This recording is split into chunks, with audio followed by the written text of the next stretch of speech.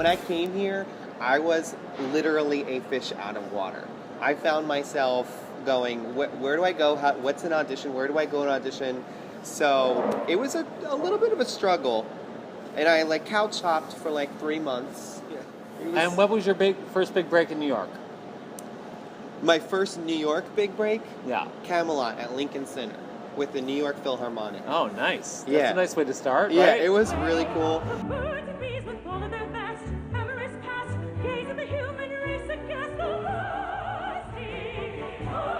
We did a PBS special, and I was so green and so excited, but it was awesome. Things. But let's talk about West Side Story, and you did a chorus line as well on tour. What was that like? A chorus line was everything I thought it would be. It was hard work. Yeah. It was the last leg of the first national. I came back and I was like, okay, I'm just going to sit down in New York just for a little bit, and then like immediately I booked West Side Story.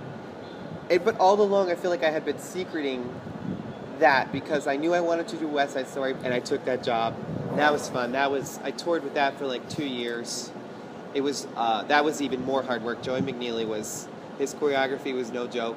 It's tough, but definitely a milestone in my career, I feel.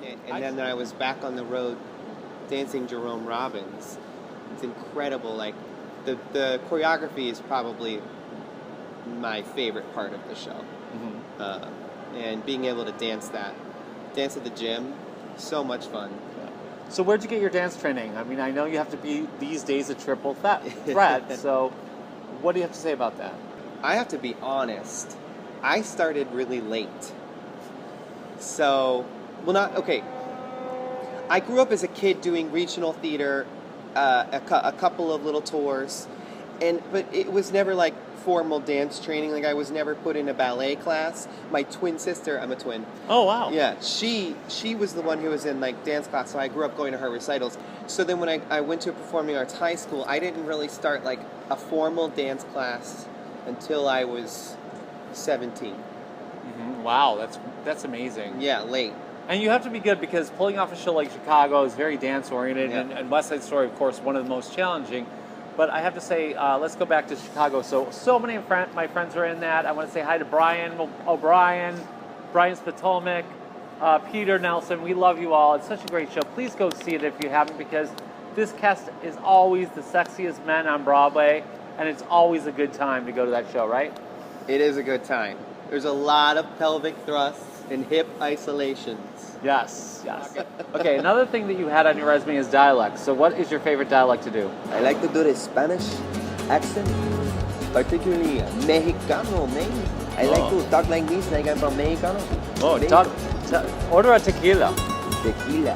Ah, love that. Another interesting skill that you had on your resume, which I found particularly interesting, and I didn't know it was a Broadway skill, is dodgeball. Why is dodgeball a Broadway skill?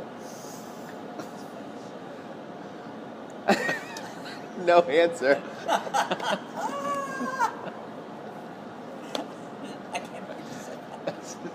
I got nothing.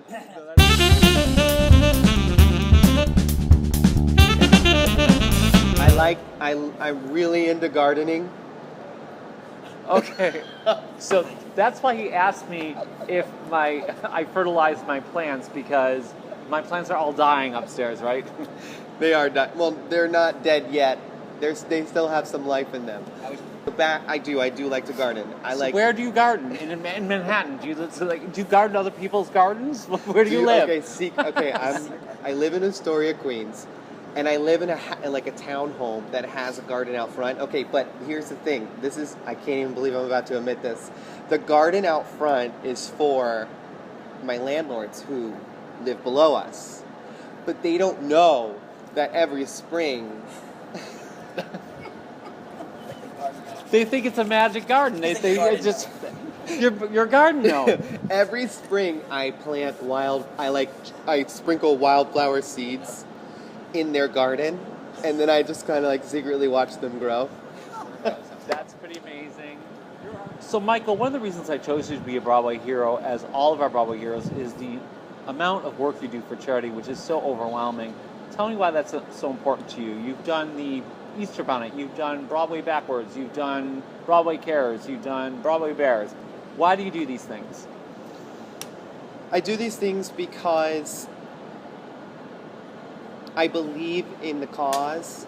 I've got a lot of people in my life who are very important to me, who are living with HIV and AIDS, and it's the best way that I can give to them. I believe in the organizations, and I believe that they do good things.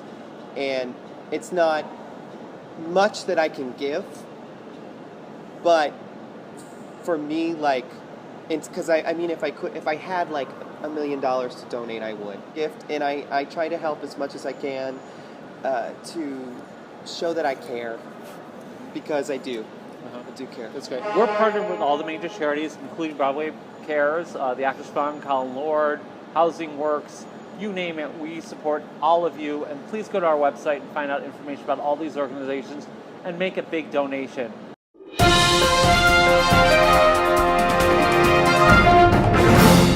So, Michael, what is quirky about you? I'm sure there's a long list because I've seen your Facebook pictures, but what is quirky about you? Oh, gosh. Outwardly, I would say I'm not afraid of a good pattern. I mean, look at my shoes. I don't know if you can see my shoes. Can you lift that above your head? Yeah. All right. Then what kind of movies do you watch? I like to skateboard. That has nothing to do with the question I asked you, but we'll get to that. Check. But let's just talk for 1 second about the Bruce Jenner interview. You saw it. I think this is such an amazing thing, and I want to point this out, that this is a very brave thing that Bruce Jenner has done. This is kind of the year of the transgender, and it's so nice to see that people are finally appreciating these people and giving them the credit for what they've gone through and accepting them more than ever. Don't you agree? I agree. It was a very special and touching interview, and I'm proud of him. Yeah. I don't know him, but I'm proud of him. And I think it's a very brave thing. He is a brave soul at 65 years old to want to go to this transformation and be himself. And I think he handled it the best way he could. I really do. What I loved most about the interview was how he said, you know, I could have easily done what a lot of people do. I could have gone into the bedroom, got a gun, and, you know, and ended it. But I thought to myself, I want to see how this story ends. And that, to me, was so powerful and spoke volumes, especially to the younger generations who don't have a role model like that to look up to. And so it's just a huge thing for our community, too. Yeah. I think it's very lovely for you to say, and I want to reach out to all the people that are transgender. Please contact me. We'd love to support you in any way we can, and we'll be putting up more information to help you on heronews.org and HIVhero.org. So, Michael, do you have any message, especially to young people, about the importance of safe sex practices? With all this information out there about PrEP, it's very confusing. So what do you have to say about just being safe all the time? It's really important to be safe because your body is your temple, and it's a very special thing. And when you're young, I think maybe you could possibly think that you're invincible, and that current issues or things, you know, might not be real, but they are. And when you get a little older, you start to realize that. So for the young ones out there, make sure that you are smart enough to take care of your body and yourself, your health, because it's the one thing you really have that stays with you for the rest of your time that you're here. I think that's great. And please remember that we love you if you're HIV positive, and you are always loved. And if you are newly diagnosed, you can go to HIVhero.org and HeroNews.org. We have a wealth of information for you. And please feel free to call me, and I will do my best to help you. Okay, so Michael, tell me the weirdest thing that's ever happened to you in New York. I gotta think about this one. I'll tell you mine while you're thinking. Okay. So I was watching a person's dog and sitting down in the front of a supermarket with my coffee, and someone put $1 in it. They thought I was a begging person with my dog. Okay, you go. Okay, wait. Okay, so it came to me.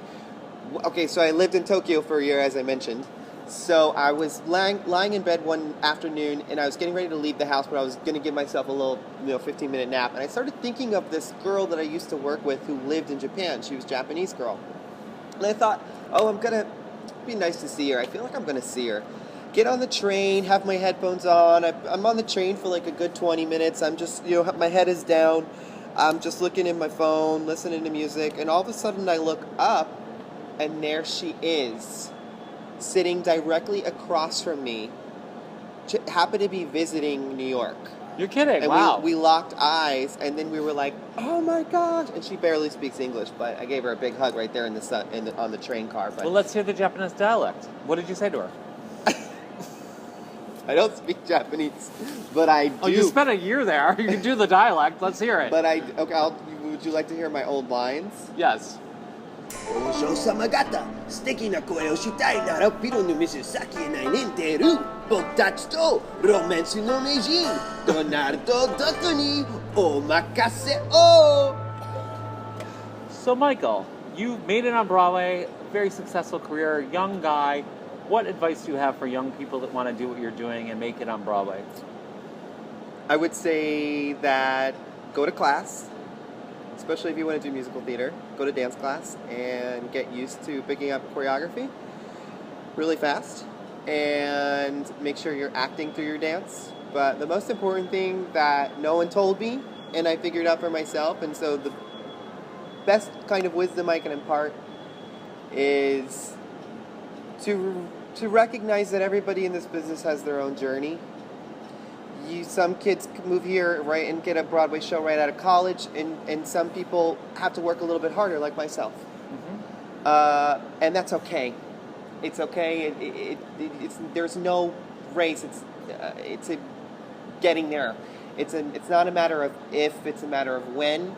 And if you believe in yourself, then don't get caught up in what everybody else is doing and what other things they've booked. Make sure you're just doing what you need to be doing, and be genuinely happy for others, and then in return, it will all start happening for you.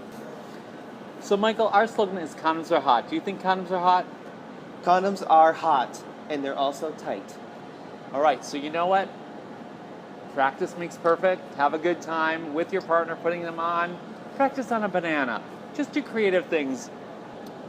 So, Michael, I want to thank you so much for being our Broadway Hero of the Month. You're a very handsome, talented, and very funny guy. Go and see him in Chicago. The cast is unbelievable. Lots of our friends are in it. They're all sexy, almost shirtless, and wearing next to nothing, which is always great. But the show, music, stands on itself. So where can we see that? At the Ambassador Theater on 49th Street. Okay, so go see him, and thank you so much for being our Broadway Hero. Thank you for having me. It's been a lot of fun. I really appreciate it.